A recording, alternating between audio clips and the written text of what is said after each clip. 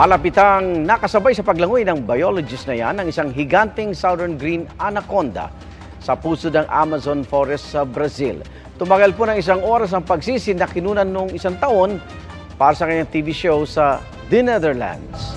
Ang naturang eksperto ay co-author din ng isa pang pag-aaral kaugnay sa bagong natuklasang species ng green anaconda sa Ecuador. Sa habang lagpas 7 metro at timbang na hanggang 500 kilo, sinasabing pinakamalaking ahas sa daigdig ang natuklasang northern green anaconda na nakuna naman sa dokumentaryo ni Hollywood actor Will Smith. Mga kapuso, sama-sama tayong maging saksi. Mag-subscribe sa GMA Integrated News sa YouTube at para sa mga kapuso abroad, samahan niyo kami sa GMA Pinoy TV at sa www.gmanews.tv.